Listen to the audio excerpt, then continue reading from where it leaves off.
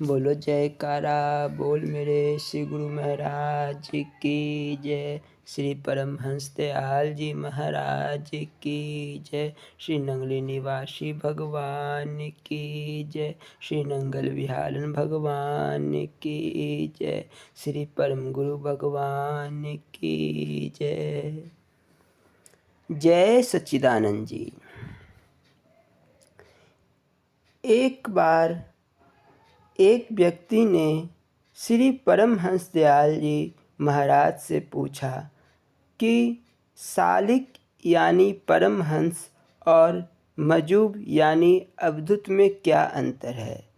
श्री महाराज ने फरमाया, जैसा कुआं खोदने में प्रथम मिट्टी ही मिट्टी निकलती चली, यहाँ तक दोनों अवस्थाओं में समानता है।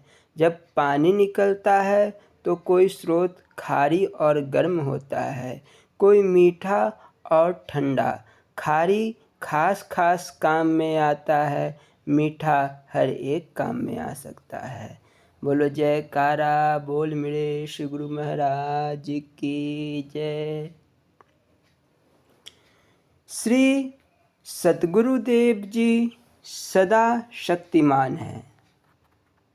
हमारे हृदय सम्राट प्राण धन्य पूज्य चरण मालिके दो जहान श्री नंगली निवासी भगवान के श्री मुख से निकले हुए वचन कितने सार्थक और सत्य हैं, इसका अनुमान साधारण व्यक्ति नहीं लगा सकता। केवल श्रद्धावान और निस्वार्थ भाव वाला प्रेमी ही इन वचनों के मर्म को समझ सकता है। मुझे मूर्तिमान ना जानकर सदा हाजिर नाजिर समझना। मैं सदैव आपके अंग संग हूँ और हर दिल की जानने वाला हूँ। उनके इन वचनों के हवाले से अपने कुछ संस्मरण आपके समक्ष रखता हूँ। बात पाकिस्तान के शहर हाफिजाबाद की है। मेरी अवस्था कोई 12-13 वर्षों की होगी। एक बार हमारे यहाँ लगातार 2-3 दिन तक वर्षा होती रही, जिस कारण नगर से कुछ दूरी पर बहने वाली नहर में बरसात के पानी का बहाव बहुत तेज हो गया। मैं अकेला ही उस दृश्य को देखने के लिए नहर पर चला गया। वहाँ जाकर देखा कि नहर पूरे वेग के साथ किनारों तक बह रही थी। वहाँ पर नौजवान लड़के पुल पर खड़े होकर नहर में छलांग लगाते रहे थे और नहा रहे थे। उनकी देखा देखी मैं भी नहर में कूद गया। चूँकि मुझे तैरना आता नहीं था, इस कारण तेज बहाव में दूर तक बहता चला गया और लगा पानी में गोते खाने। तेज बहाव के कारण किसी ने मुझे बचाने का साहस नहीं किया। मैंने महसूस किया कि मैं डूब जाऊंगा कि अचानक मेरे हृदय से पुकार उठी, गुरुजी बचाओ, गुरुजी बचाओ। सहसा मुझे ऐसा लगा कि कोई मुझे नीचे से सहारा देकर गहरे पानी से निकालकर किनारे पे डाल गया। देखने वाले सारे लोग हैरान थे कि पानी के इतने तेज बहाव से यह लड़का किनारे पर कैसे लग गया। जब मेरी आत्मा यह कह रही थी कि मेरे गुरुजी ने मुझे गहरे पानी से निकालकर डूबने से बचा लिया, और अपने आप मेरी आंखों से आंसू बहने लगे। बात पानीपत की है। मैं अपने मकान के अंदरूनी हिस्से का निर्माण करवा रहा था। भगवान सिंह नाम का राजमिस्त्री था। मैंने उससे कहा कि मिस्त्री जी, यह जो अलमारी आप बना रहे हैं, इसमें ऊपर के हिस्से में एक छोटा सा मंदिर भी बना दे, ताकि मैं अपने गुरु महाराज की मूर्ति यहाँ विराजमान करूँ। तो उसने उत्तर दिया, बाबूजी, मुझे मंदिर बनाना नहीं आता। आप कोई लकड़ी का नया बनाया मंदिर बाजार से लाकर यहाँ रख दे। मैंने कहा कि वो तो ठीक है, मगर मेरी दिली कामना थी, आप ही मंदिर बना दे। उसने मुस्कुराकर कहा, तो फिर अपने बाबा जी से कह दो कि वो मुझे अपनी मंदिर बनाना सिखा दें। बात खत्म हो गई। दूसरे दिन जब वो काम पर आया तो आते ही कहने लगा कि बाबा जी का स्वरूप कैसा है, उनके बारे में बताओ। मैंने जवानी बताया और फिर गुरु जी के चित्र के दर्शन कराए तो वह फ़ौरन कहने लगा, यही तो थे रात को मेरे स्वप्न में आने वाले जो मुझे मंदिर बनाने की कला बता गए। फिर उसने वहाँ पर छोटे आकार का एक सुंदर सा मंदिर बना दिया, जिसकी मजदूरी भी उसने नहीं ली। साथ ही कहने लगा कि आपके बाबा जी बड़ी करामात वाले हैं, मुझे मंदिर बनाने की कला सिखा गए हैं और आपकी दिली कामना भी पूरी कर गए हैं। एक और घटना अभी थोड़े दिन पीछे की है और अपने ही घर की है। नित्य प्रति मेरी पुत्र वधू भोजन बनाने के बाद श्री गुरु महाराज जी का भोग लगाकर सबको भोजन करवाती है। एक दिन मुझे डरते डरते बताने लगी कि श्री गुरु महाराज जी को भोग लगाने लगी तो भोग नीचे गिर गया। ऐसा 2 बार हुआ। मैंने कहा, ज़रूर तुमसे भोग लगाने में भूल हुई होगी, सोच कर बताओ कि ऐसा क्यों हुआ। बताने लगी कि भोग की सामग्री उसने अलग थाली में निकाल कर रख ली थी। यह सोचकर कि वह अभी गर्म है, ज़रा रुककर भोग लगाऊंगी, वह भोग लगाना भूल गई और सबको भोजन करवा दिया। बाद में ध्यान आने पर यह सोचते हुए कि अलग निकला हुआ भोजन तो सुच्चा ही है, भोग लगाने लगी किंतु भोग नीचे गिर गया। मैंने उसे समझाया कि श्री गुरु महाराज जी को पहले भोग लगाया जाता है, बाद में किसी को भोजन दिया जाता है। तुमने झूठे भोजन को भोग लगाने की गलती की है, लिहाजा महाराज जी से अपनी इस भूल की क्षमा मांगो और आइंदा कभी ऐसा नहीं करना। भला वे झूठा भोजन स्वीकार कैसे कर लेते हैं। हम जो अपने अपने घरों में श्री गुरु महाराज जी की मूर्ति रूप में विराजमान करते हैं, उसके प्रभाव को देखिए। बहुत समय पहले की बात है, मेरी गली में द्वार पर एक वृद्ध फकीर भिक्षा मांग रहा था। वह हमारे मकान के सामने आकर भी भिक्षा की आवाज़ लगाने लगा। इत्तेफाक से घर में कोई नहीं था। 2-4 बार आवाज़ लगाकर फकीर चुपचाप खड़ा हो गया, आगे नहीं गया। इतने में मेरी माता जी बाहर से आई और फकीर को खड़ा देखकर पूछा कि वे यहाँ किस लिए खड़े हैं। उसने जवाब दिया, इस घर में कोई महान संत विराजमान है और आपका सारा घर उनकी शक्ति के घेरे में है, ऐसा मुझे दिख रहा है। उसको श्री गुरु महाराज जी की मूर्ति के दर्शन कराए, वो नतमस्तक होकर चला गया। इन सब घटनाओं से यह सिद्ध होता है कि मेरे सतगुरु श्री नंगली निवासी भगवान हर दिलों की जानने वाले सदैव अपने प्रेमियों के अंग संग रहते हैं। यह एक अकाट्य सत्य है। यह वचन श्री गुरुदयाल अकबर पानीपति द्वारा जी कहे गए हैं।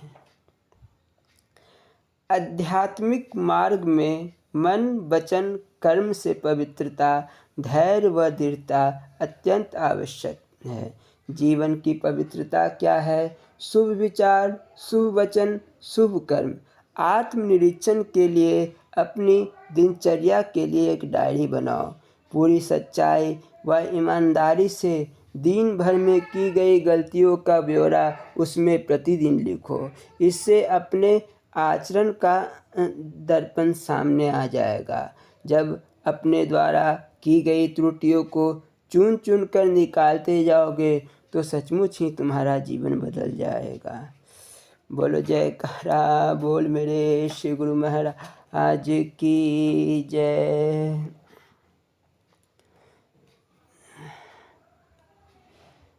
बोलो जयकारा बोल मेरे श्री गुरु महाराज की जय। गुरु भक्ति सबसे सरल साधन। एक दफ़ा श्री सतगुरु महाराज जी ने स्वामी परम जी से पूछा, परम, क्या तुम्हें कभी अपना घर याद आता है? इन्होंने कहा, वैसे तो नहीं याद आता, लेकिन जब साथी गुरु भाई कभी अपने घरों की चर्चा करने लगते हैं तब मुझे भी याद आ जाता है, किंतु उस याद से वहाँ के प्रति कोई विशेष खिंचाव नहीं होता। बोले, ऐसा कैसे हुआ कि तुम्हारा घर इतने ही दिन में भूल गया? 50 साल के साधु भी अपना घर परिवार नहीं भूल पाते। वे भी महंत बनने के बाद अपने घर वालों को पैसा भेजने लगते हैं, इधर तुमने सहज ही उसे कैसे भुला दिया? देखो, यही गुरु भक्ति में विशेषता है कि जो गृहासक्ति दूसरे साधनों से दीर्घ काल तक कठिन साधना के बावजूद नहीं समाप्त हो पाती, वही यहाँ आसानी से खत्म हो जाती है। कारण यहाँ का संसार पुराने संसार से हर मामले में बड़ा है, अतः वहाँ की याद स्वतः भूल जाती है। वहाँ तुम्हारा छोटा सा घर था, यहाँ इतना बड़ा घर है। वहाँ 2-4 लोगों का परिवार था, यहाँ हजारों का है। वहाँ एक माता पिता का प्यार मिलता था, यहाँ अकेले ही मैं कई माताओं के बदले प्यार देने बैठा हूँ। फिर उस दुनिया की याद तुम्हें आए भी क्यों कर? सही रूप से जो कोई इस गुरु घर को अपना मानेगा और गुरु के संबंध को अपने दिल में अव्वल स्थान देगा, उस पर अध्यात्म का राज स्वतः खुलने लगेगा। बोलो जयकारा बोल मेरे श्री गुरु महाराज की जय। श्री नंगल विहालन भगवान स्वामी हीरानंदपुरी जी महाराज के अमृत प्रवचन। योगाभ्यासी के ग्रहण करने योग्य गुण। श्री नंगल महाराज जी ने फरमाया, बोलना जी, हरिओम हरिओम हरिओम। शरीर रक्षा के लिए भोजन करना चाहिए, स्वाद के लिए नहीं। खट्टा खारा चरपरा भोजन नहीं करना चाहिए, इससे वीर्य का पतन होता है। भोजन सदैव क्षुधा रखकर करना चाहिए, जिससे आलस्य ना आए। मुमुक्षु पुरुष को अभ्यास वैराग युक्त होकर केवल शरीर निर्वाह अर्थहीन भोजन करना चाहिए, अथवा इंद्रियों के सर्व रसों का त्याग कर देना चाहिए। जल भी तृषा रख कर पीना चाहिए, तृषा से अधिक नहीं। कटु कठोर शब्दों को त्याग कर सदैव प्रिय मधुर और सत्य बोलना चाहिए। किसी से हार जीत के लिए वाद विवाद नहीं करना चाहिए। 4 या 6 घंटे से अधिक नींद नहीं करनी चाहिए। 3 या 4 घंटे से कम भी सोना नहीं चाहिए। जहाँ तक हो सके मकान, गुफा, कुटिया आदि में अकेला ही सोना चाहिए। सोते समय नाम का सुमिरन कर यह विचार करे कि मुझे प्रातःकाल 4 बजे उठना है। ऐसा ख्याल कर सोएं तो ठीक 4 बजे निद्रा टूट जाएगी। जब तक नींद ना आए तब तक सुमिरन ध्यान ही करते रहना चाहिए। नित्य बामहा मुहूर्त में उठे और गायत्री नाम जाप पाठ प्रार्थना आदि भाव तथा अर्थ समझकर श्रद्धा प्रेम पूर्वक नित्य नियम से निर्माण निष्काम होकर ही करे। प्रातःकाल परमात्मा के नाम रूप गुण प्रभाव का चिंतन करने के पश्चात ही किसी कार्य में लगना चाहिए। शौच स्नान से निवृत्ति हुए बिना कोई पदार्थ नहीं खाना चाहिए। पहले अपने इष्ट देव सतगुरुदेव भगवान को भोग लगाकर आप भोजन करें। यदि गृहस्थी हो तो बलि वैश्वदेव भी करें। सत्संगी उपदेशी अभ्यासी को उचित है कि नित्य नियम पूर्वक दोनों शाम सुमिरन ध्यान और भजन का अभ्यास वृत्ति अंतर्मुख कर अवश्य किया करे। जिस दिन अपने कर्तव्य कर्म पालन सुमिरन ध्यान पूजा सेवा दान आदि ना हो सके, उस दिन भोजन जलपान आदि भी नहीं करना चाहिए। अपने अनुचित कार्य पर पश्चाताप करे और प्रण करे कि ऐसा पाप फिर कभी नहीं करूँगा। गुण उपदेश को पूर्ण रूप से याद कर प्रसन्न हृदय से परमात्मा का ध्यान नित्य नियम से करना चाहिए।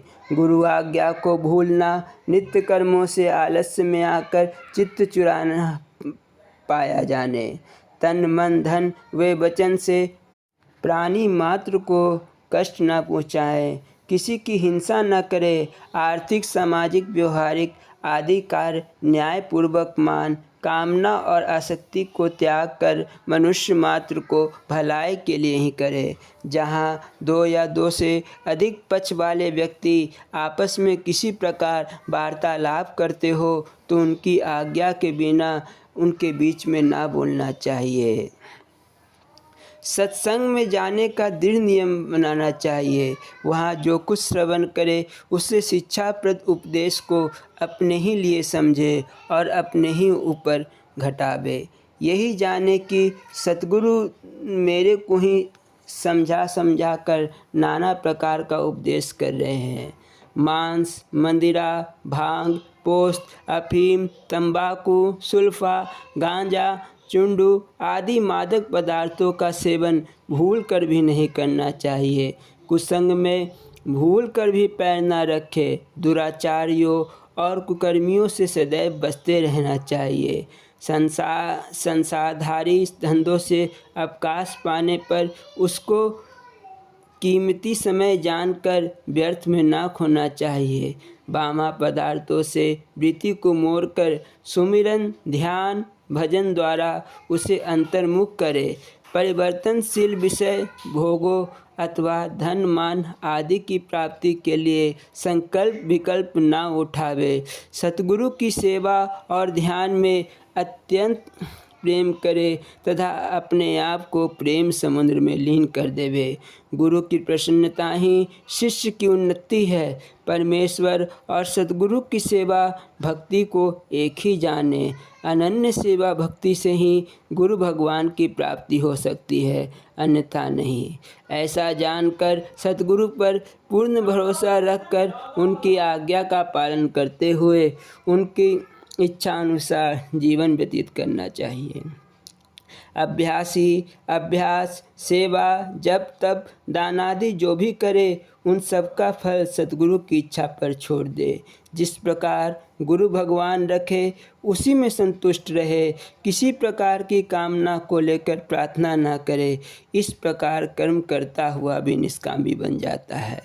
निज स्वार्थ के लिए किसी भी मनुष्य अथवा प्राणी मात्र को ना सतावे, ना किसी से ईर्ष्या द्वेष ही करे। अपने को सबका सेवक जानकर नम्रता और अधीनता से सबसे पेश आवे। इंद्रियों को बस में करना अपना कर्तव्य जाने। इसी इंद्रिय निग्रह को ऋषियों ने प्रत्याहार कहा है। इसी के लिए धर्म ग्रंथों में विविध उपदेश दिए गए हैं। जब तप, ध्यान, यम, नियम आदि साधनों का पालन अंतर्मुख वृत्ति करने के लिए किया जाता है। यदि ऐसा करने पर भी इंद्रियां बस में ना हो सके तब भी हताश नहीं होना चाहिए। प्रयत्नशील बना रहना चाहिए। बारंबार प्रयत्न करने से ही परमेश्वर की प्राप्ति होती है। इस परम धाम परमेश्वर को पाना ही जीवात्मा का परम लाभ है और प्रभु को ना पाना ही जीवात्मा की परम हानि तथा अधोगति है। 56 नरकों की प्राप्ति है। इसलिए श्वास प्रश्वास में अजपा गायत्री का अंतर्मुख वृत्ति द्वारा नित्य प्रति अभ्यास करके दिव्य दृष्टि खोलकर अपने हृदय मंदिर में निवास करने वाले परमेश्वर के प्रत्यक्ष दर्शन कर वासना से रहित होकर आनंद स्वरूप हो जाना चाहिए। अजपा जाप का प्राण अपान में सुमिरन करने वाला प्राणोपासक जन्म मरण आदि महान दुखों और भय रोग वासना से अच्छी तरह से छूट जाता है। केवल आनंद में नित्य सतलोक शांत पद को प्राप्त हो जाता है।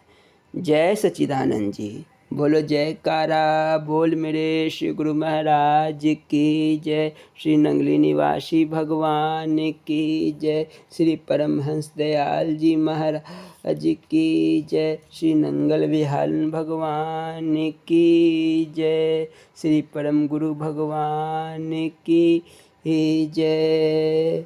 बोलो जयकारा बोल मेरे श्री गुरु महाराज की जय। जय सच्चिदानंद जी।